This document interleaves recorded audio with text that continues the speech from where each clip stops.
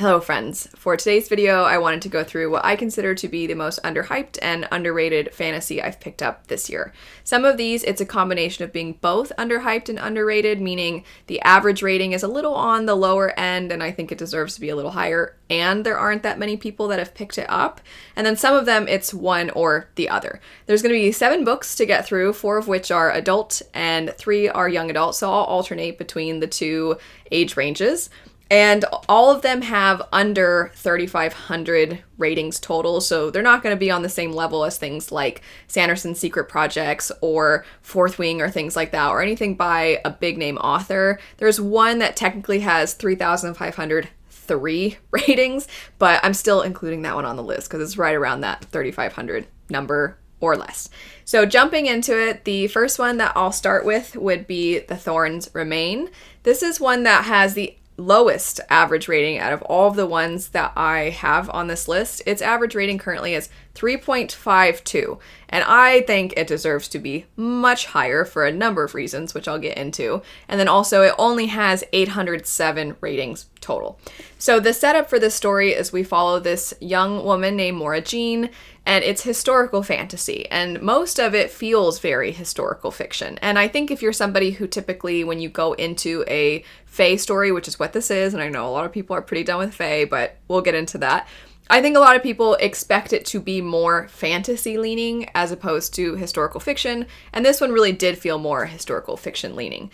I do think it is somewhat similar in that way to something like Spinning Silver, but the fae are very, very sinister, and it almost leans into horror in some ways. And the idea is that Maura Jean is living in this very small rural area, and the day-to-day life that she has is very difficult, it's very labor intensive, and it's just so that she can survive, that her mother can get by, that the other villagers can get by.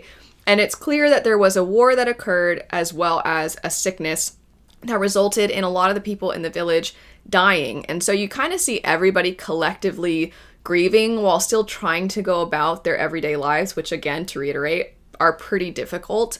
And they just try to do whatever they can to lift their spirits to make themselves feel better.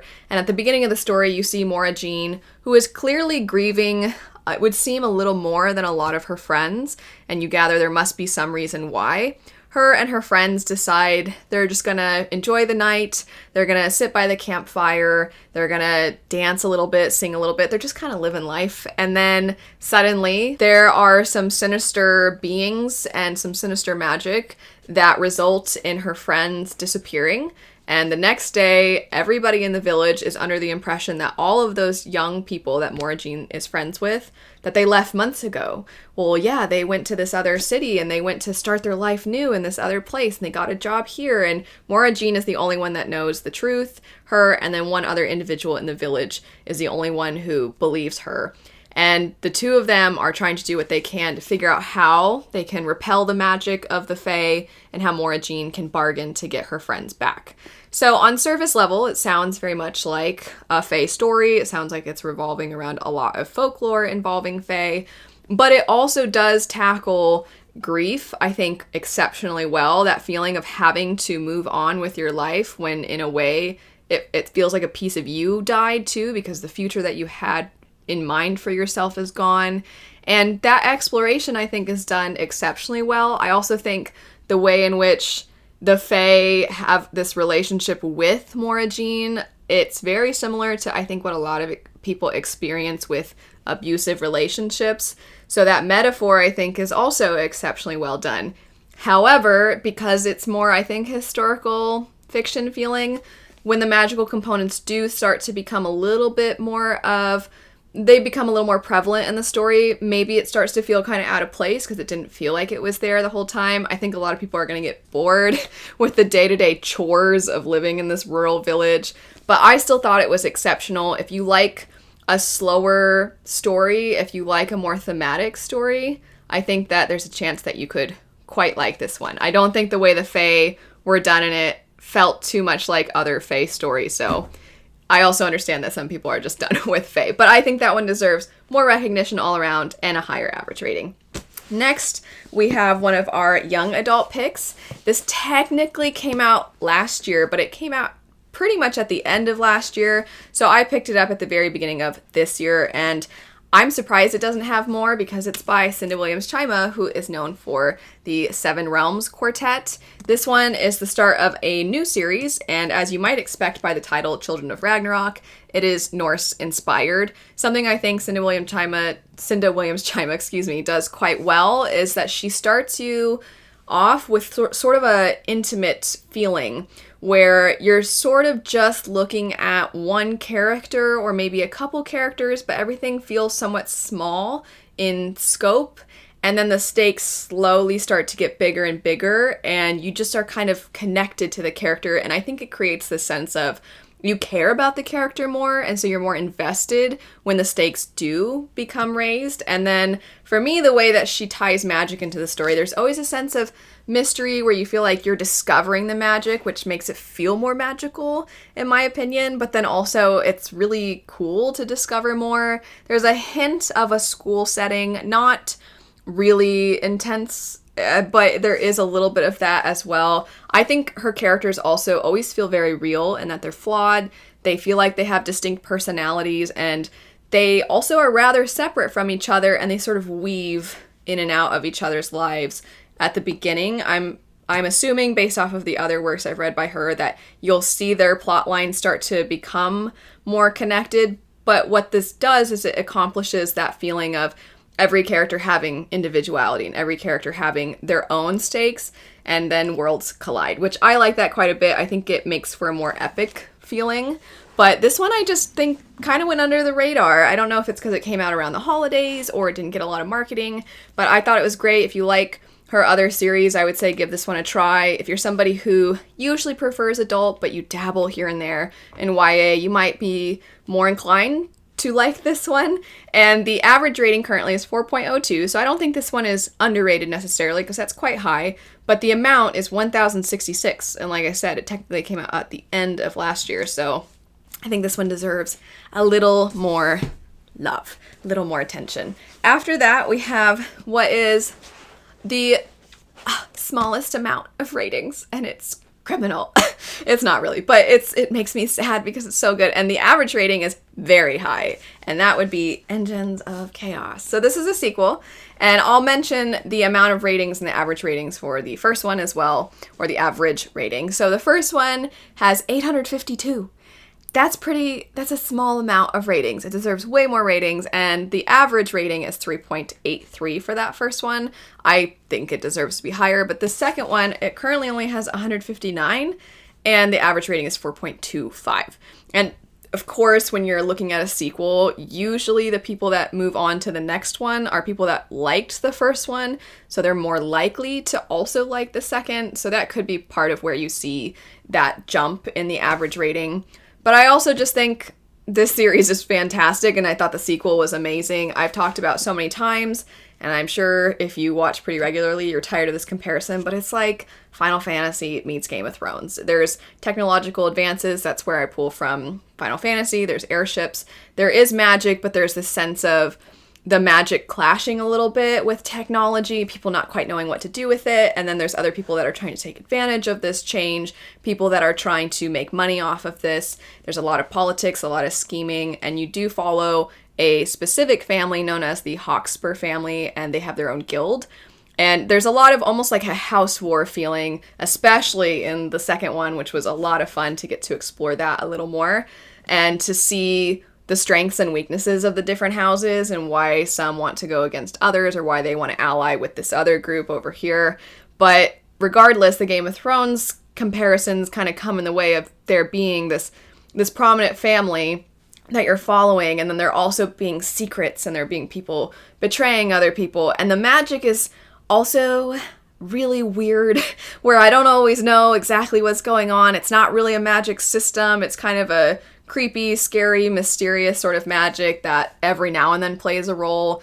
And I think that's a hard sort of magic to have in your stories because a lot of people end up being very unsatisfied. They would rather know what's going on, but I think it's done in a way that a lot of people are gonna like. So I can't recommend this enough.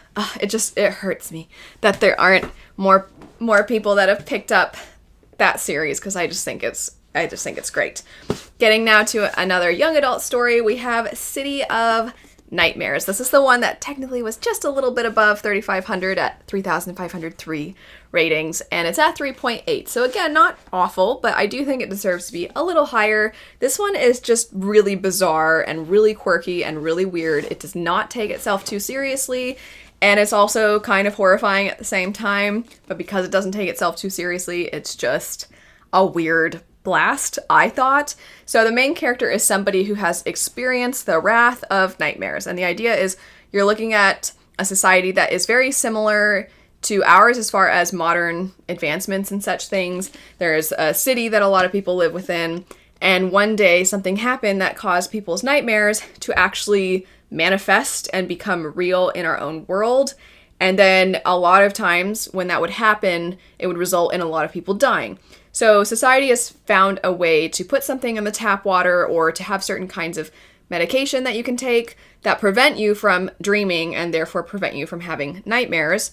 But occasionally there is still an individual where they have a nightmare and it ends up harming others. Our main character, when she was young, lost her father and her sister to one of these events and has been terrified ever since. And she joins this group that is meant to help people, but everybody kind of thinks they're a cult, and she's mostly just there so she can get a place to sleep and have some sense of safety. But she's supposed to be very knowledgeable of and help those affected by nightmares, which means she might run into some, but she's super scared of them, so she's not good at her job at all. And a bunch of the story is just following her and her interactions with other people and hearing like weird little quirks about society and what it's done as a result of these nightmares. And it's interesting because people's nightmares will be affected by previous nightmares. So one thing that's really, I thought was a cool detail was a lot of people would have vampires in their nightmares, but people have different ideas of what vampires are. So some people, the vampires would be sparkly, and then for some people, the vampires would be able to be killed by a wooden stake, and some people, garlic affected the vampires. And so there's like different kinds of vampires, and when one kind becomes very prominent, then other people start dreaming of that kind of vampire, and then that becomes a nightmare, and then there's more of that kind, and it can kind of mutate. So there's kind of a task force assigned to different kinds of nightmares. I just thought it was so interesting and so different, and I thought that the voice of the writing was very, like I said before, very quirky, very fun, very weird, and I thought it was great. I think it's a little nonsensical and probably a little too weird for some people, but I thought it was a blast. After that, we have The Crane Husband, and this one has a 3.91, and that's still a high rating, but I just thought it was so well done that it deserves a higher rating. The amount of ratings, we're at 3,291, so pretty decent amount.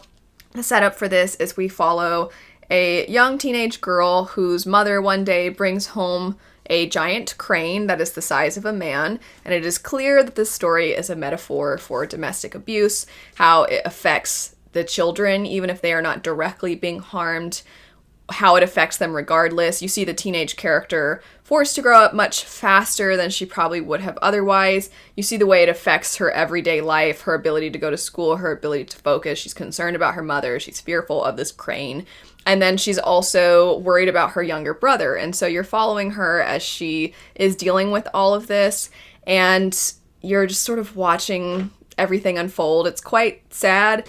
It's very similar in a lot of ways to what I experienced growing up, so I thought the metaphor was very powerful, and also it did a good job of not sensationalizing it, not making it a shock value sort of thing, but just that looming dread and fear that affects you when you're in that sort of a situation. I thought it was captured very, very, very well. It's not the easiest to read, but it is also very, very short. It has this almost folk tale feel to it, and it is a retelling technically. The Crane Husband is a retelling of The Crane Wife, and so you see it kind of crediting that story and how it is tweaked slightly from there. After that, we have one that I don't actually own. I checked this one out from the library, and I can definitely see this being a little bit less maybe for an older audience, but I think for a younger audience, and also if you just really enjoy young adult that feels a little bit on the younger end, almost borders on middle grade, then I could see you liking this one, and that would be Unseely. The average rating is kind of a little on the lower side, it's 3.78, and the amount we have 1,518. I don't think that the premise is really breaking new ground. It is kind of a fun adventure story. You follow these two sisters who are trying to attain some level of security and wealth so that they can protect their parents and basically eventually become a family again. These two sisters are very different from one another, but they have each other's backs. They're very close. And the main character is one of these sisters. They end up trying to steal something that it turns out has a lot more significance than they realized, and then they're kind of on the run. There is a being that kind of attaches itself to our main character, and I do like that trope. I always think it's interesting to see what authors do with it, and you don't see it too often, so it's still something that you can make pretty fresh and new. But I don't think that the actual sort of quest type of storyline is all that unique or all that different. But the thing that really made this stand out is that our main character is autistic. And I don't think you see very many characters like that in young adult.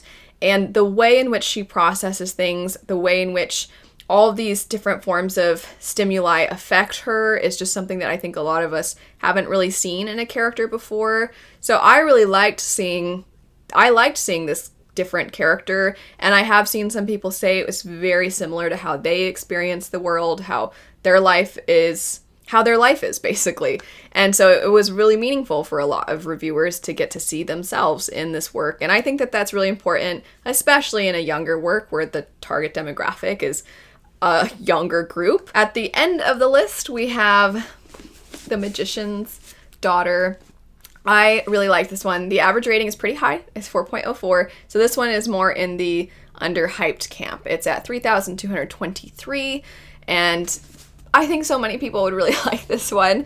It is a little bit more historical fiction fantasy as well, so kind of full circle to the Thorns Remain, although this one is less historical fiction feeling than the other, and I do think that the magic is incorporated more in a way that feels like it's present throughout. The idea is that we follow this young woman who is living on this island, and it is protected by magic. She's been raised by this magician, and they are like a father figure to her. And then the only other being really that she talks to on this island is the magician's familiar, and it is so cute. So if you like the animal companion trope, I think you'll really like the familiar in this. But regardless, you find out that Rowan is the magician's name, that he has some unfinished business with some people. It would seem there's some people after him trying to find this island, and it also seems like magic is sort of leaving the world, but it's important that magic stay to help the world thrive. And so he's caught up in something, and he keeps a lot of it secret from our main character, but one day he starts to include her a little bit in things. It allows her to then leave the island, experience the world for the first time, and everything she's ever known gets flipped on its head. It's one of those sorts of situations. I liked her as a main character. I liked her relationship with Rowan. I liked the way that her worldview was challenged when she was exposed to new things. I loved, like I said, the animal companion, the familiar, so sweet. And the magic really did feel so magical. So highly, highly recommend this one. I just think so many people would really enjoy it. It's not quite cozy fantasy, but I would still maybe put it in the camp of cozy fantasy just because there's something about the feeling of that book that I thought it was cozy.